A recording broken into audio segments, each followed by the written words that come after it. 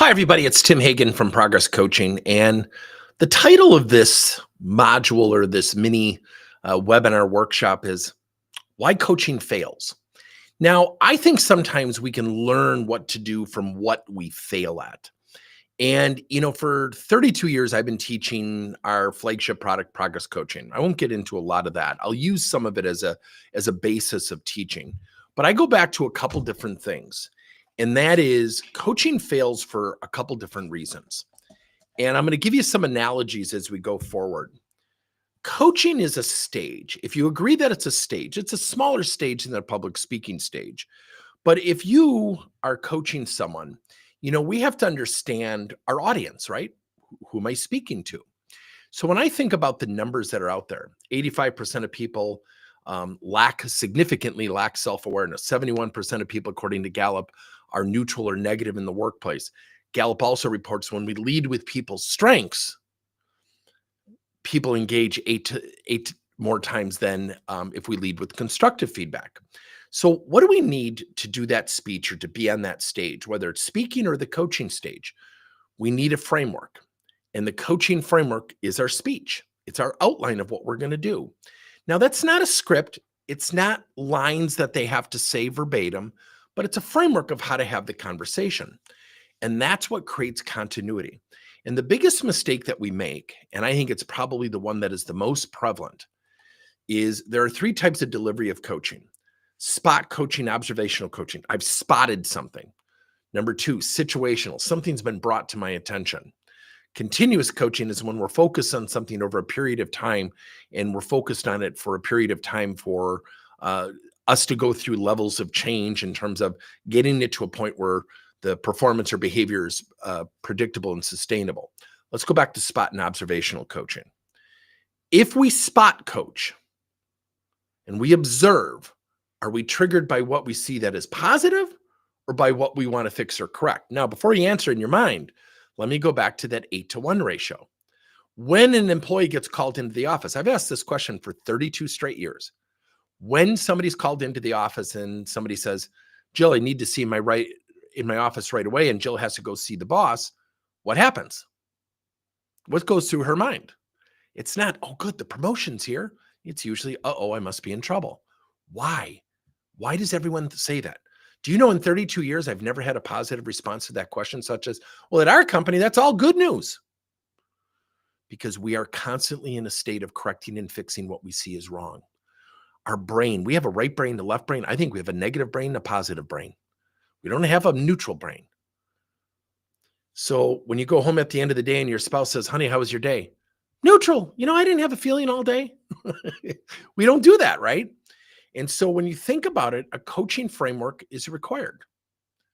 We need an outline. You're not going to get up in front of 1,000 people and do a speech and the topics on coaching. And you're not going to go up there without an outline, knowing what you're not going to say. You're not going to do it.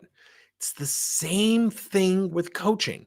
And if we don't know what we're going to say, we're going to shoot from the hip. And sometimes we say things that have impact we don't even know because we don't look over our shoulder and see the damage we've done. I'll give you another example. Recently, I was talking to a sales leader who literally was saying to his employees, no, that's not the way to do it. Before the rep could even speak.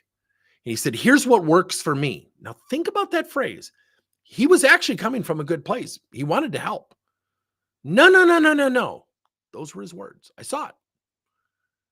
Here's what's worked for me. He just discounted the individual. Words matter. What we say matters. So what we have to do is think about what is that framework. And if you go back to these numbers, 85% according to Tasha Eurich in her great book, New York Times bestseller, Insight, 85% of people significantly lack self-awareness. That's why we coach. And when we think about the types of coaching that we have, and if we spot something and we don't have continuous coaching, and we spot things that are typically in the area of what we want to correct and fix, ask yourself, what impact are you having on your people? So what do we do about it? It's hard. The number one reason that we fail at coaching, and I just want to pull up a design here in a second. The number one reason we fail at coaching is that we just kind of show up and we kind of shoot from the hip and there's no continuity. See, a coaching conversation is not a conversation that is, it's not something that we have, for lack of better description, on a continuous basis where we do it really, really well. And what I mean by that is, a lot of times if you're coaching someone and one week you're coaching on teamwork, the next week attitude or handling conflict, and then time management, being on time with projects, that's just too much to assimilate. So if you're a golfer, go to your golf coach and say, I want you to go through every component and every part of the golf swing that will help me be successful at every lesson. You'll never have traction. You'll be overwhelmed. That's why a good golf coach takes certain parts of the swing and works on those for a continuous period of time. I remember when I was golfing, I would let my left elbow swing out, so I wasn't parallel with my body. Then he would have me turn my hand in, they have the V, go back to your back shoulder. That took me months to become comfortable with. So we have to be applying change over a period of time until we see the change occurring on a regular basis. It's literally that simple.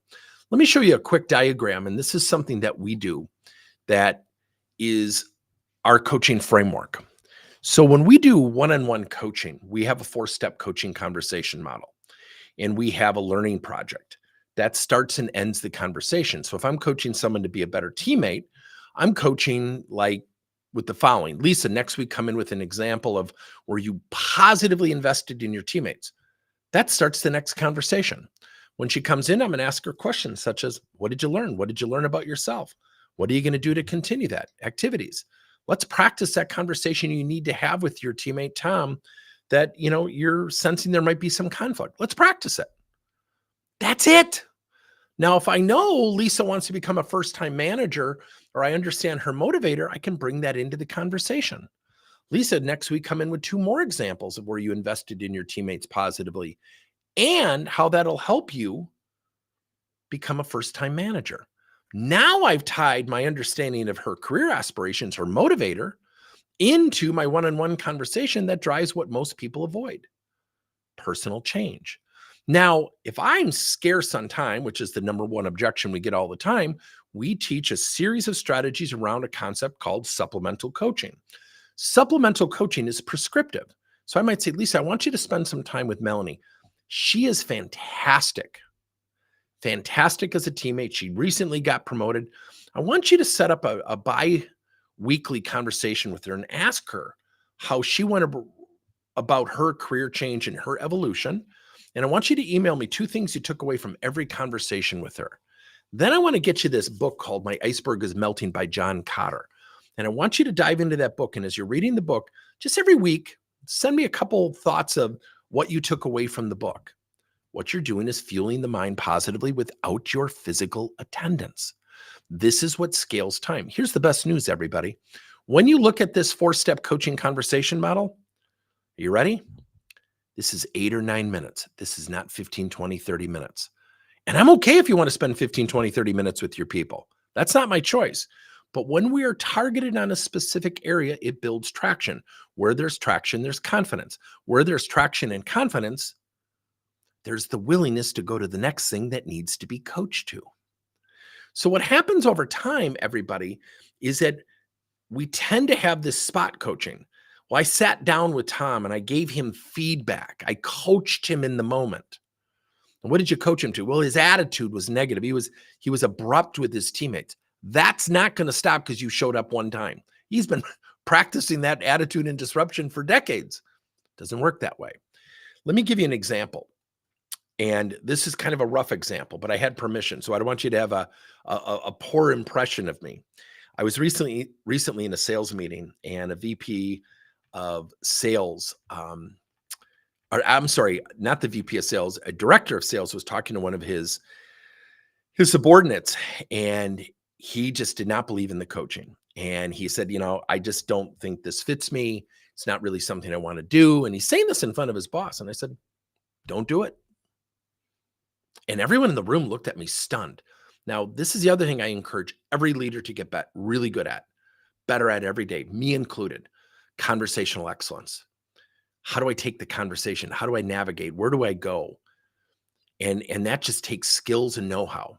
And so instead of fighting him, I said, don't do it then. Okay. So I just continued on. And all of a sudden the VP goes, wait a minute. What do you mean that's okay? I said, I don't work here. It's not my decision. He doesn't want to coach. He doesn't have to coach. I said, do you mind if I ask you a question? And I knew this was going to happen. I knew the VP was going to stop me. And I went back to the director and I said, can I ask you something? If you're not going to coach, how do you drive performance? He said, I am very clear on my expectations. I lay those out to my people and they know exactly what I expect. This is verbatim what he said. I said, fantastic. Don't argue anything you said. I said, do you mind if I ask you another question? And he said, sure. I said, does it work? He said, you're darn right it works. I said, okay. And I smile, and I did that intentionally. Probably wasn't the right thing to do. I said, so all of your salespeople, close-ended question, by the way. So I'm now narrating the conversation. All your people are hitting their numbers, right?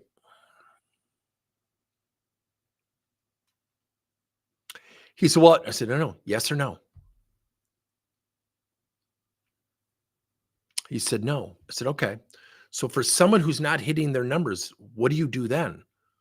Restate your expectations? He said, no. I said, my mistake. What do you do? He couldn't answer the question. The VP looks at him and goes, wait a minute, that's a great question. What do you do? The guy was stonewalled. I said, look, this is uncomfortable. I get it. I just kind of put you in the hot seat. You kind of put me in the hot seat by saying, you don't like this coaching thing. I didn't fight you on it. People don't arbitrarily improve performance because we have expectations. Do they have the knowledge?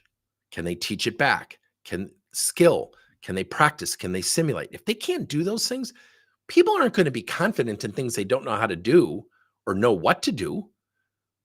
It's like telling somebody who's never done a speech, get up in front of 1,000 people. Well, for gosh sake, don't practice or prep for it and don't have an outline, but be confident. Doesn't work that way. And so I looked at him and I said, so give me an example of someone not hitting their numbers. Let's dissect that if you're willing and just play along with me. You don't have to coach.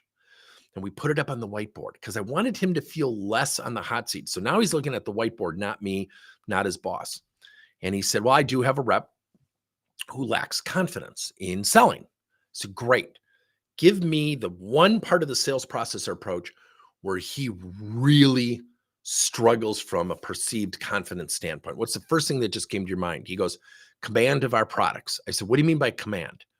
He said, I don't think he understands our products and its benefits and its features when asked by our clients. I said, fantastic. So I put it up on the board. I said, what would you like him to be able to do skillfully to articulate that to your customers? Gives a really good explanation, by the way. And he gives this great explanation. I said, how would confidence look to you if he was doing this correctly? Like, what would that ideal state look like to you? Can you describe it? He said, yeah, he wouldn't look as fidgety. He'd be confident. He'd have strength of voice. Sometimes he gets a little bit weak in his voice when he's unsure. It's almost noticeable, like he's lacking confidence. And I smile. And I put up on the board knowledge, skill, and behavior. And I created columns. And all of a sudden, the VP smiles at me and winks, which was really funny because we started laughing later about it. And I said to the director, I said, do you know what we just did? He said, no. I said, we just had a coaching conversation. And he sat there and he goes, what do you mean? I said, I didn't tell you what to do. I didn't lay out expectations of coaching. So what you identified, and by the way, you have a really good command of this. So now I'm helping him feel better. I said, he does not have an understanding of products. So what are you doing? Setting expectations, telling him he's got to know, which is I sense what he was doing. I said, have him teach back to you and then set up a peer-to-peer. Have everybody teaching. Do a sample Q&A. He starts writing it down. Skill. Have them practice those presentations for 5 minutes a week with a peer. Have a third person do a scoring sheet. Have that sent into you. Now I've saved you time. Confidence comes from two things.